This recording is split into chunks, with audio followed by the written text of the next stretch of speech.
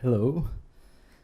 I'd like to start with talking a little bit about our initial goals that we had before, even before pre-production of The Witcher 3.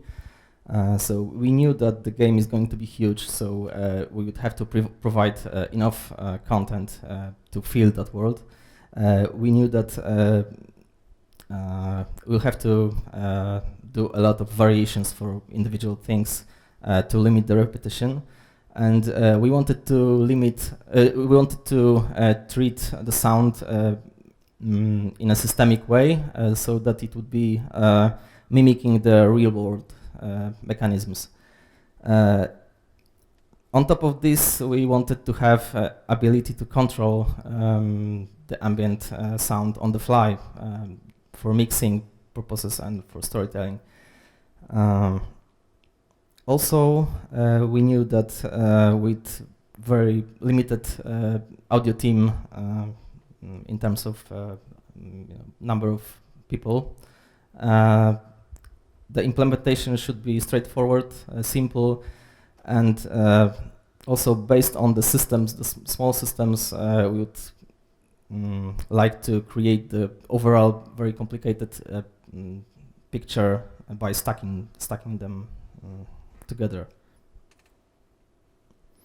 I will play you a short movie that will show you a sample of how the Witcher 3 game sounds in terms of ambient.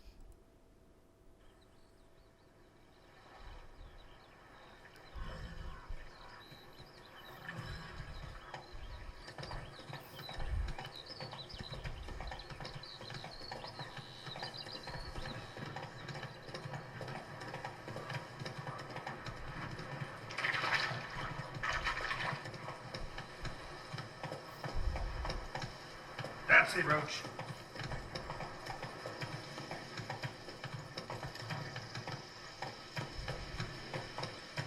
Whoa there, Roach.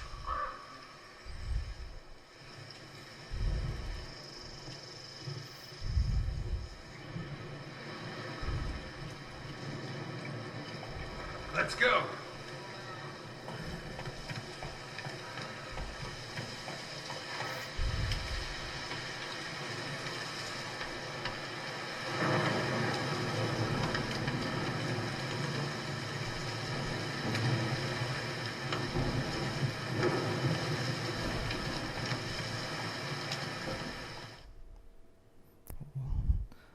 Sorry about that. It was a bit dark in the end.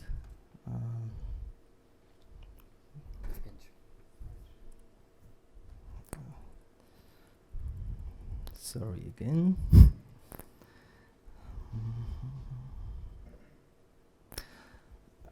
Okay, how did we approach that?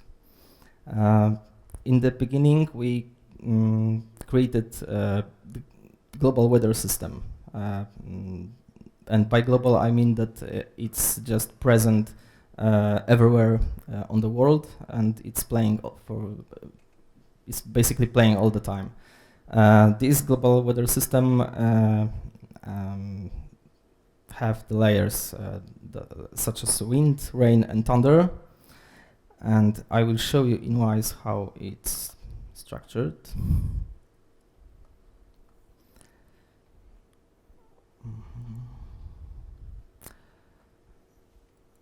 So for the wind, we used blend container from the Wwise. You can see individual layers, and those are different parts of the wind itself. And we have split it into base layer that you see here. The two additional layers that are having wind gusts randomizing around the player position. It's actually doing it in surround. And additionally, there is a grass movement layer. all of this is reacting to wind intensity parameter. So if we play this and change the parameter from 0 to 1, you will hear the change.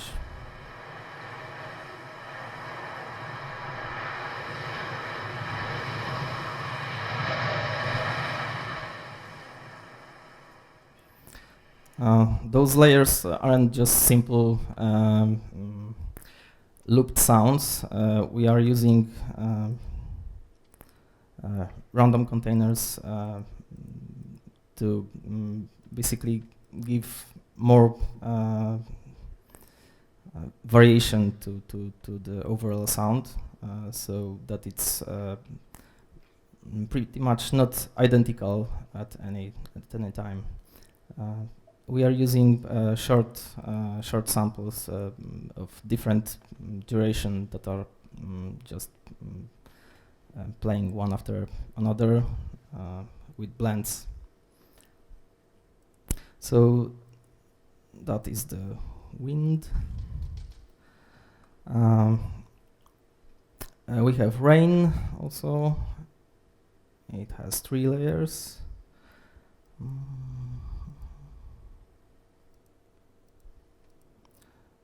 Basically the same principle. The parameter that is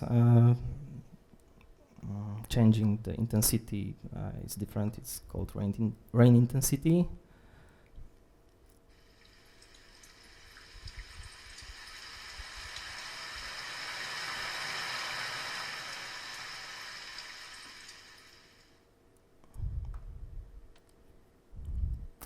And we have also thunder, which is the background layer when the thunderstorm is triggered in our game engine. It starts to play the sound. And on top of this, for very close strikes, we have another sound played from the actual visual effect. And for this also we are using the distance parameter that is affecting the delay to play the sound a bit later when the distance from the visual effect is bigger.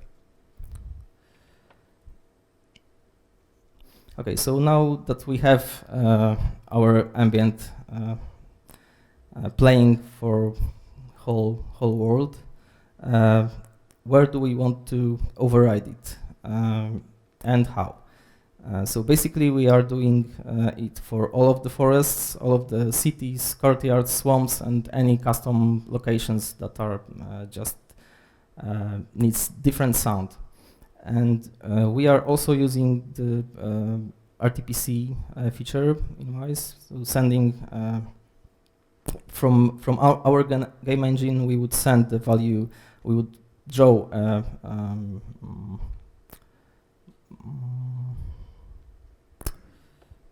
trigger around the forest, for example.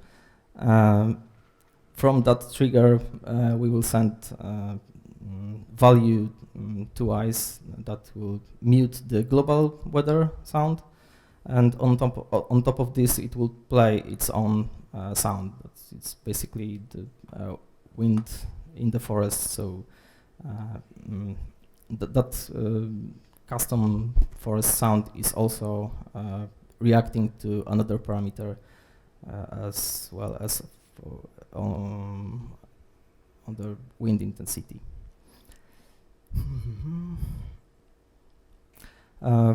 We are doing it for all of the interiors using another RTPC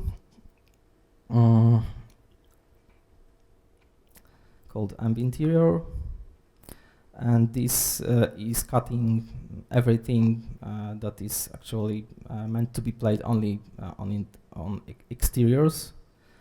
Values for the parameter ranges from 0 to 1, so 0 is not affecting the volume of global weather system, 1 is fully muting that, and we can have also values in between, so we can mute partially what we want. So, for example, for the forest, we would leave a little bit of the global weather sound, and it's just sounding a bit better. Additionally, we have animals that are also treated systemic way. They are reacting to various parameters like time, wind intensity, rain intensity, and those are isolated sounds. And this approach allows us to basically have the world, perceived as a big living organism. For example, if there is a wind that is going to higher values, bird layer is going to be muted at some point. So when there is a thunderstorm where the wind also is very high, there will be no bird singing. Okay.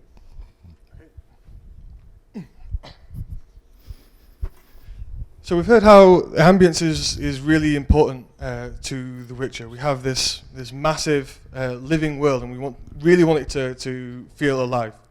So this is part of the reason why we put it first in our presentation, where it might some people might think that ambience is something that sits underneath, or it can be thought of by the side, but is really vital to us for bringing this world alive. And so we had a really handcrafted approach. As I mentioned before, the intention for the original game was that we gave as much power to the sound designers as possible. The primary ways for the ambience for this was to allow them to draw quite detailed volume triggers or area triggers in the places that they wanted the sound, so they had fine-grained control of where this sound was played, and also to place point emitters for details.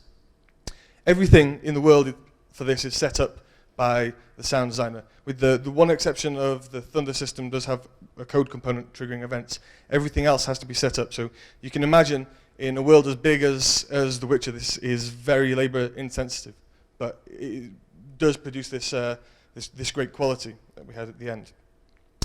When it comes to the sounds being played from the ambient zone, we had a listener following approach. So when you are within the zone, when the listener is within the zone, the sound will follow the listener around. We played as if it was 2D, but as you exit the zone, it will get clamped to the edge. So it becomes a positioned sound, and you can walk around the sound and experience it as if it is a volumetric sound source.